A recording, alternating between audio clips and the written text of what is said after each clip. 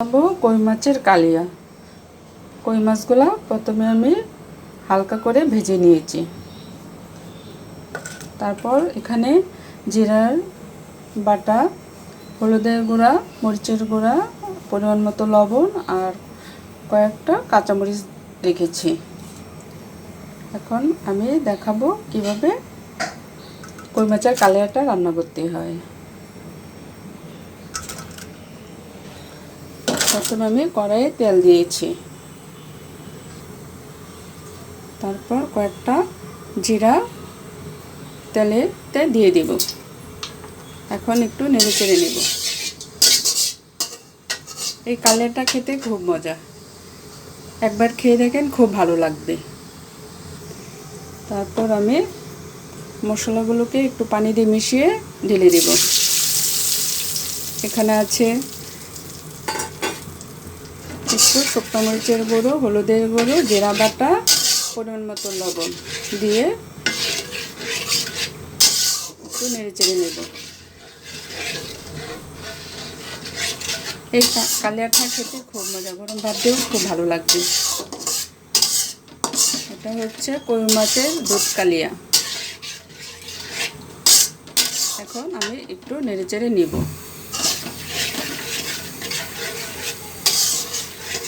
মশলাটা একটু কষিয়ে নেব যেন ভাজা ভাজা হয়।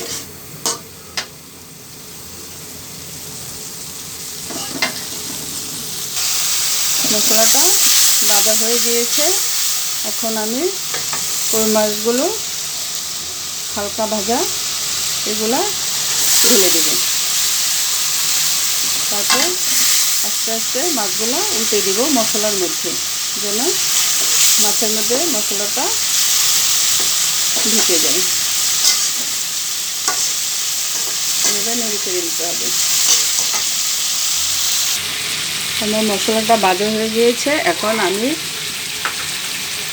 একটু দুধ দিয়ে দিব কালিয়াটার মধ্যে, কই মাছের কালিয়াটার মধ্যে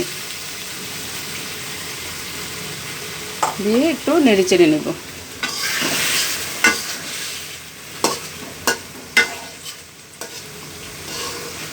এটা হচ্ছে দুধ কালিয়া, খেতেও খুব মজা। একবার আপনি করে দেখেন, খুব ভালো লাগবে। তারপরে হালকা পরিমাণ একটু পানি দিয়ে নেব।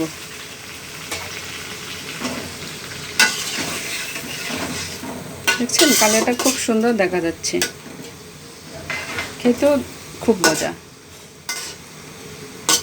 এখন এটা একটু জাল উঠবে। আমার তরকারিটা প্রায় হয়ে গিয়েছে। এখন আমি গোটা কয়েক কিশমিশ দিয়ে দিব। তারপর একটু নেড়ে চেড়ে নেব।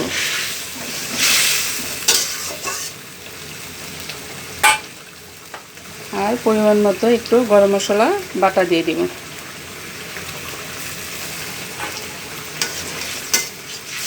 এটা হচ্ছে দুধ দিয়ে কই মাছের কালিয়া, খুব মজা খেতে।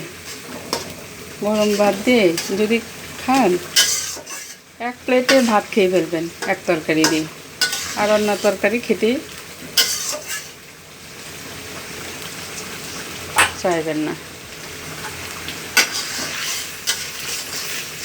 হয়ে গেছে আমার কই মাছের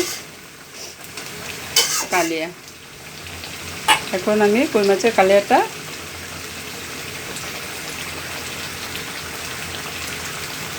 নামাবো।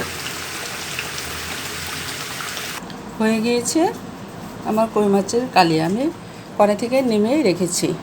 দেখেছেন কি সুন্দর লাগছে, খেতেও খুব মজা। ধন্যবাদ।